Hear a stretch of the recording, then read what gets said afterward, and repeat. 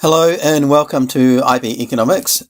Today we are continuing on with our market failure externalities topics, and specifically today we're going to be looking at the positive externalities associated with market failure, and these are positive externalities of production and positive externalities of consumption. And this will wind up the externalities topic for us. Let's start with positive externalities of production. Now, this is a situation where a firm producing a good creates an external benefit this time, not an external cost. And that benefit spills over, it's enjoyed by third parties, and these third parties are external to the market. So, society is going to benefit when a firm creates a certain good or service over and above the private benefits from producing that good or service. And the private benefit could be shareholder profit, consumer utility, etc.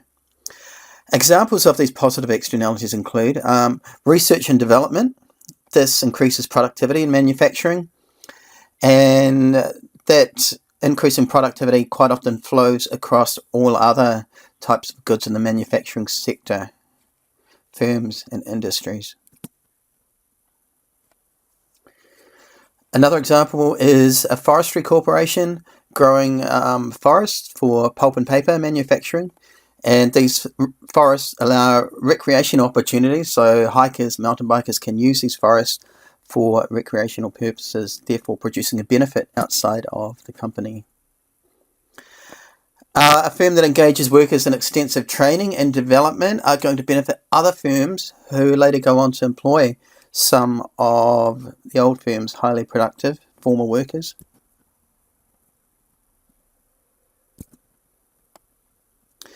So therefore, these third parties or individuals and groups external to the market, they come to benefit from the production decision, and they don't have to pay any cost. They don't have to pay a cost to use their forest. They don't have to pay a cost to reap the rewards of that staff training and development.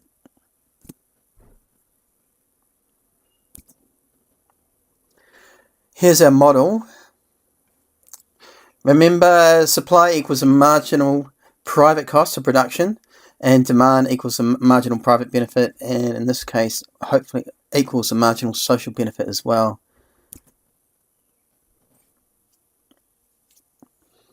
So the supply of these goods should be higher than they are. So we have the marginal social cost there, downwards and to the right of the marginal private cost.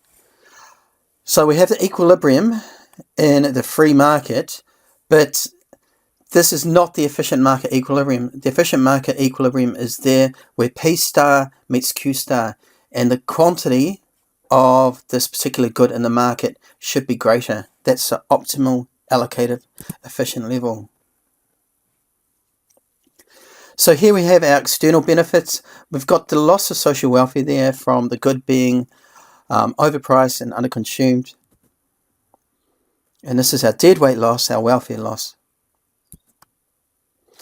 The firm's marginal private cost is higher than that of the marginal social cost because those benefits that the firm are providing to these third parties are not internalised in the competitive free market.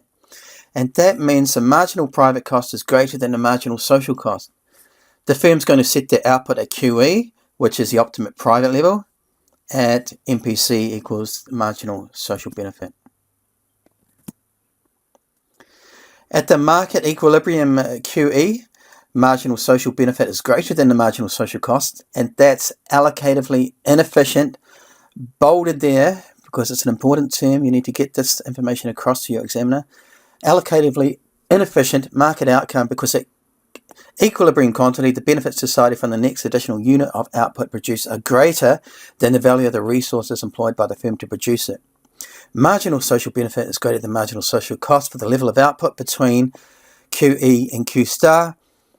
And this area of allocative efficiency is shown in the yellow shaded triangle representing the potential welfare gains that additional production of this good or service could produce. Producing more paper and pulper, growing more of the forest to be able to produce that would provide extra recreational opportunities.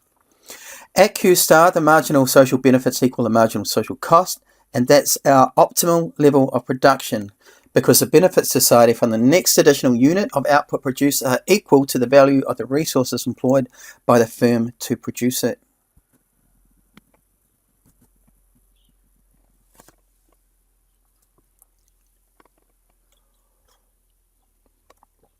Okay, methods for correcting positive externalities of production.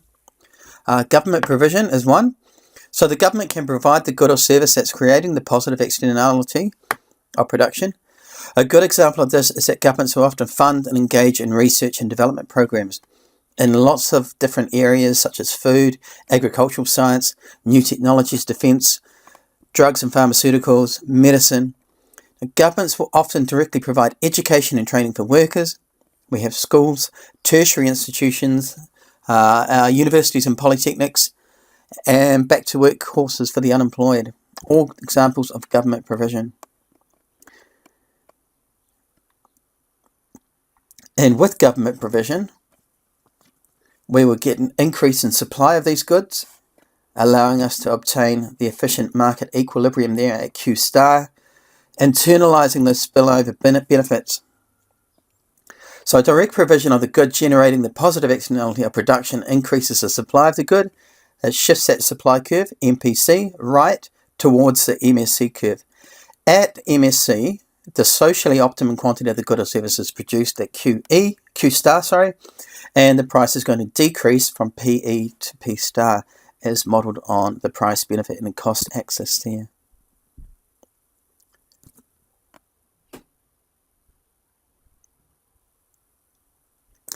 Government subsidies can correct a positive externality of production. So the definition of a subsidy, that's a sum of money granted by the state or a public body to help an industry or business keep the price of a good or service lower than the market can usually supply that good or service. Supply will increase as the lower cost of production makes supplying the good relatively more profitable. A subsidy will decrease the cost of production to firms, and any subsidy will increase supply and shift the supply curve to the right. Targeted subsidies can be used by governments to correct for allocative inefficiencies and correct a market failure. So we know a subsidy will shift the supply curve right, and this is exactly what it does here.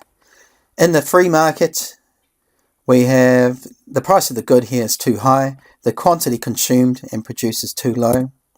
The subsidy increases supply towards the MSC and the efficient market equilibrium at P star and Q star. A lower price, higher quantity supplied and demanded.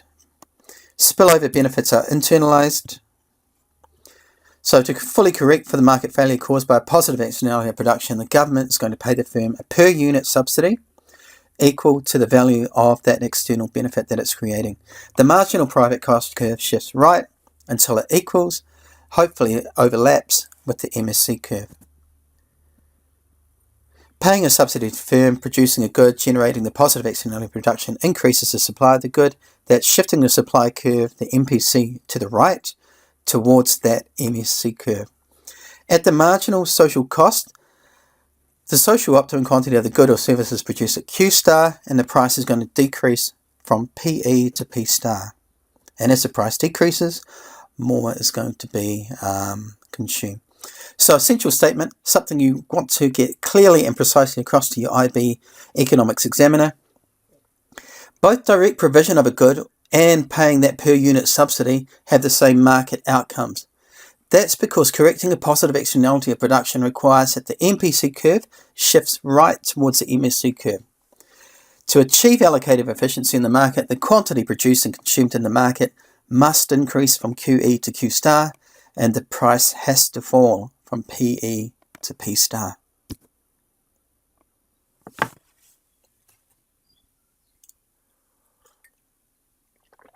On to consumption now. Positive externalities of consumption. When consumers consume a good, it produces benefits that affect other parties outside the transaction. So a positive externality of consumption occurs when an external or spillover benefit is created by the consumption of the good or service. A good example is education. So when education is consumed, there's both a private benefit to the individual that receives the education. As a result of engaging in extra education, they earn higher wages and salaries.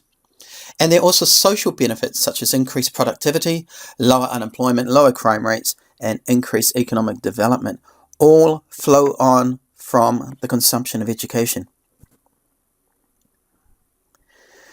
Now, collectively, goods which do generate positive externalities of consumption, these we call merit goods.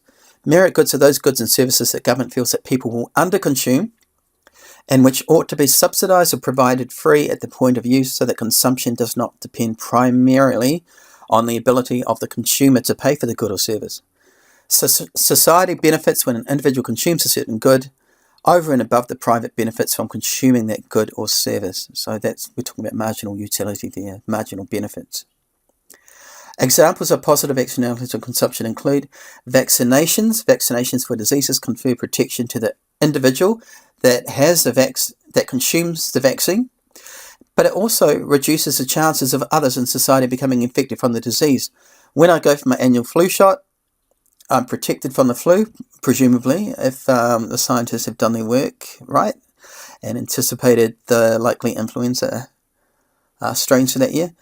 So I'm unlikely to get the flu, and because I'm unlikely to get the flu, others around me, my students, my family, my friends, are less likely to get the flu, even if they are not vaccinated against the flu themselves. Healthcare services benefit those receiving the services and have spillover benefits for society in terms of increased productivity. A healthy worker is a more productive worker. Electric vehicles transport individuals around the city and at the same time reduce overall pollution produced by the vehicle fleet and making the air everyone breathes cleaner and less harmful. Positive externality of consumption. Here is our model. Quantity of vaccinations and the price, benefit and cost associated with it. In the free market, supply equals marginal cost equals marginal social cost, and demand equals a marginal private benefit. The price is too high, the quantity consumed is too low. The marginal social benefit for these positive externalities of consumption is higher, and that's reflected in the marginal social benefit curve there, up and above the right of the marginal private benefit curve. So we have the efficient market equilibrium there at Q star. That's the quantity of vaccinations we want society to consume. The spillover benefits, the difference between the vertical difference between the MPB and the MSB, and we have our potential gains there reflected in the yellow triangle. The individual marginal private benefit is lower than that of the marginal social cost because the benefits are not being internalised in the competitive free market. So we have, in the competitive free market, marginal social benefit is greater than the marginal social cost. Now, consumers in this free market are going to consume at QE. That's the optimum private level. MSB equals MSC. At the market equilibrium QE, marginal social benefit is greater than marginal social cost, and that is allocatively inefficient. Market outcome, because at QE the benefits to society from the next additional unit of the good consumed are greater than the value of the benefits gained by the individual consuming it. That's because others will benefit from that consumption. Essential statement, you need to get this across to your IB examiner. In the free market, merit goods are underconsumed. Consumers don't consider the external benefits that spill over to others in society when consuming such a merit good. Marginal social benefit is greater than marginal social cost at the optimum level of private consumption. The government therefore needs to intervene in the market to increase the consumption of that merit good so that it increases to MSB equals MSC. Marginal social benefit then equals the marginal social cost, which is a social optimum level that maximises the welfare of society from the consumption of such merit goods.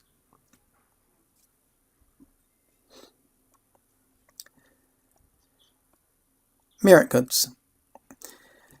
Right, this is a good service that the government believes will be underconsumed in a competitive free market. When consumed, the merit good is going to generate a positive externality. As such, the private benefit of consumption is less than the social benefit of consumption. But consumers don't consider the external benefits that spill over to other societies when they consume a particular merit good. And this causes a merit good to be underprovided. And because it's underprovided, it's underconsumed in the free market. Right, merit goods are underprovided in the free market because they create positive externalities. We know this is when the external benefit is created when a good is consumed. There's poverty and low levels of income in all societies around the world, and because people are poor, sections of society are poor, they won't be able to afford to purchase a merit good. They won't be able to go to the doctor, the hospital, pursue higher education when they don't have the money to pay for it in the free market. Now, consumers may want to purchase a merit good such as university education, but they don't have the money or access to finance to be able to do so. And sometimes consumers just don't know. Sometimes consumers are going to be better off if they consume certain merit goods, such as vaccines, but may be unaware of the benefits of doing so, and as such, not demand the good. And we all know about our anti-vaxxers out there. Consumer ignorance.